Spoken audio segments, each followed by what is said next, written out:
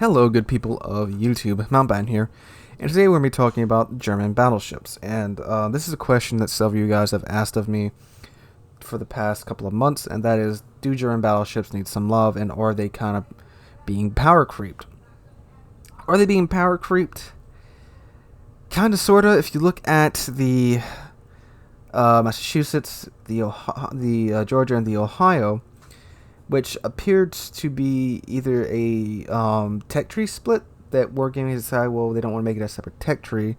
They don't want to separate the American battleships at tier 8, so they've maybe designed these ships, and now they're like, well, let's just release them as premiums because the Massachusetts come out, which I absolutely love. And it has less accurate main guns, but it has German levels of secondary guns. And then that came out a while ago, and then last week the Georgia came out, which has 457mm guns, 6 of them, for its main battery. And again, it still has a Massachusetts level of secondaries, which can give German secondaries a run for their money. And now the Ohio has been announced, which is a tier 10. It's basically a Montana with, again, 8 457mm guns and German levels of secondaries. Huh. If you ask me, in the current meta, what ship would probably perform better between the Bismarck and the Massachusetts, the Georgia and the FDG, and the Ohio and the Grosser Kurfürst, I would have trouble telling you which one I think would do better. Except at tier 9, I would absolutely say the Georgia is much better than the FDG. Although the FDG does have 2 more guns than the Georgia, the FDG's guns, even though they have been worked on and improved, they still have trouble hitting anything outside of 10 kilometers, and I'm not kidding. Just go play the sucker. Even outside of 10 kilometers, even inside 10 kilometers, you'll see a clip somewhere in here of me shooting at a Kuru from 8 kilometers away, and frickin' one shell out of a full broadside hits it, or I think it was one shell out of a 4 hits it from 8 kilometers away. Like, I'm sorry, Wargaming, that's a bit stupid. Like, those shells should be drilling targets at 8 kilometers away from the ship. They really should. Sometimes RNG just doesn't like me. Alright, so in the current meta of this teams hanging back so much now, teams are extremely passive now. Unless you get just some rock stars on your team, most of the time what's going to happen is most of your team's going to go to one cap. You're going to have 3 or 4 ships go to a different cap, and the bulk of your forces that go to that one cap, they're going to stay there for a really, really long time, much longer than they should. And yes, I understand going to a cap, securing it, dealing with the enemies there, and moving on. It seems that most teams have a problem with that moving on point. You'll go to a cap, deal with all the enemies there, and then you'll be like, alright, we need to go to the next cap. And they just sit there in that cap and just try to snipe the enemy team while they're still in either the cap almost on the other side of the map, or while they're pushing those 2 or 3 ships that actually went to the second cap. And it's just extremely infuriating because you'll push up, you'll go to help out those other ships that broke off from the main group to go cap the second cap, or to go try to get it from the enemy team that's already capped it, and the bulk of your forces will just be sitting in the C cap. And sometimes it works, sometimes it doesn't, most of the time it doesn't. But the ships that seem to be doing quite good at this right now are, of course, ships like the Georgia, the Yami, the Montana, ships that are very good at range. It's just with the carrier rework and all the changes that's brought to the game, the engagement range has just been pushed further and further out, which seems to be the opposite of what Wargame's been trying to do. They've been trying to get battleships and cruisers to push in, get in the caps, get closer. But then the carrier rework dropped, and teams are afraid to separate from themselves, which isn't necessarily a bad thing. You shouldn't go off by yourself, but certainly you shouldn't stay in one giant death ball in one corner of the map and just wait for the enemy team to come to you and slaughter your team.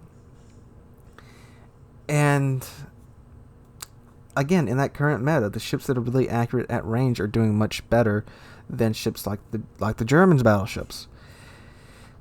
And this, you can see this best, especially in ships like the Gneisenau and the FDG. The Gneisenau especially, the Gneisenau only has 6 guns. She has 6 15-inch guns. She's the tier 7. Now, 15-inch guns, they aren't that large for tier 7. You've got the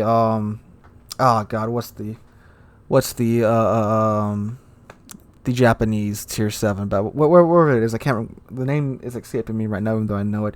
She has much bigger guns than that. You have the Colorado, again, bigger guns than the Gneisenau, 406mm guns. You have, the Leon doesn't have bigger guns than that, but it's got freaking 16 of them, so it's more than compensated in that area. You have the Duke of, I'm sorry, not the Duke of York, the King James V, who has 14-inch guns, but I mean that's a British battleship. You use HE for that anyway. So she's not. It's not like the Georgia where her guns are abnormally large for a tier, so she only gets 6 of them. It's not. So that begs the question as to why Wargaming made these guns so inaccurate. Because with the Gneisenau, you really cannot hit reliably targets past 12 kilometers from your ship. You really can't, and it's infuriating. But the trade-off was, okay, she can barely hit anything at mid to long ranges, but from about 12 kilometers in, she's a death machine, which is very true.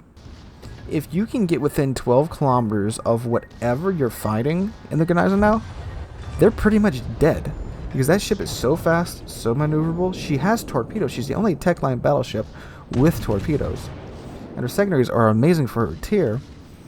But the issue is, in most games now with the Gneisenau, unless you're top tier, you won't be getting within 12 kilometers of anything until the last 8, 9, 5 minutes of the game, especially if you get up tiered.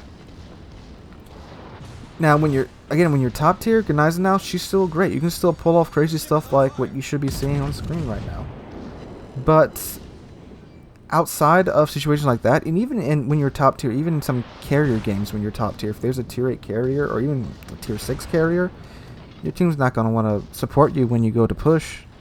So, yeah, you may push, but you're going to get nuked by the carrier, which pretty much every German battleship can easily just be deleted by a carrier with AP bombs, or heck, even HE bombs, because the ship's so dang big. It's a hard target for the carriers to miss.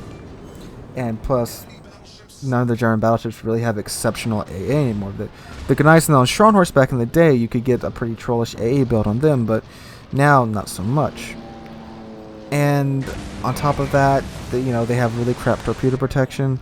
So the carriers, even though if they don't have HE bombs, they can surely just whittle away your health with torpedoes, because German battleships crap torpedo protection, and even though they are only carrier drop torpedoes, you're still taking more damage from them than any other battleship, because of your just crap torpedo protection, which the Georgia does have, unlike the Massachusetts, who has pretty decent torpedo protection. And the Ohio, I don't know what torpedo protection it has right now, I don't remember, but either way, still. So, do they need some love? I would say 2 ships in the line really need love. The Gneisenau and the FDG. The FDG still needs work. It still only has 8 guns at tier 9. And they're better, don't get me wrong. This ship is a lot better than when I grinded through it the first time. But she still needs a little bit of love with her guns. They need to be a little bit more accurate, because at tier 9, the engagement range is pushed out so freaking far that you won't be closing into, in most cases, and there's exceptions to this, in most cases that I've seen, you won't be closing to within, the FDG's optimal range until under 10 minutes left in the game. Which, that's a fine strategy. Bide your time, wait, and then in those last 10 minutes of the game, you can push in. The problem is surviving for that long, again, with the carriers, and, well, I mean, everyone loves shooting German battleships. Well, everyone, period, does love shooting German battleships, because they're just like a damage pinata. At range, the armor of the German battleships just makes it easier for other ships to pin them. Which, again, that's a fine trade-off for being a beast at close range. You have to be careful at long range. You have to either stay undetected, hide, stay with a group. that's fine. That's a trade-off that's perfectly fine that's a trade-off that's perfectly fine for gameplay. And but it's just more difficult now with the carriers.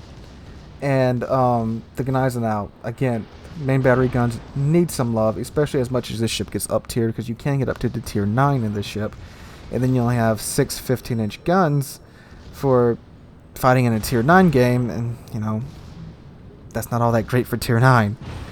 Although again, from even against tier 9 ships from 12 kilometers or 10 kilometers in, the Gneisenau is again a death machine, because she does have torpedoes, and torpedoes are pretty much the great equalizer in this game.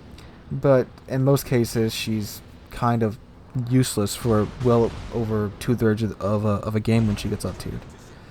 So right now, I still do think the Germans are on top of the brawlers, because with the Soviet battleships, yes, their guns are more accurate at close range, but they don't have the armor or the secondaries to really just go for it. Except for maybe the Sealord. The Sealord has decent armor. She has decent secondaries, and her guns are great. Although she doesn't have, you know, her citadel is exposed, so there is that. And the French and American secondary ships, so the Alsace, the Republic, the Massachusetts, the Georgia, and the Ohio, yes, their secondaries can get out to German ranges, and in the Republic's case even further, but they don't have the pins to really just go ham like the German secondaries can. And yes, you can get IFHE, which will take them pretty close, but still, it's still no built-in bonus like the Germans have on their secondaries. And plus, the Republic secondaries can easily be destroyed, as can the Alsaces.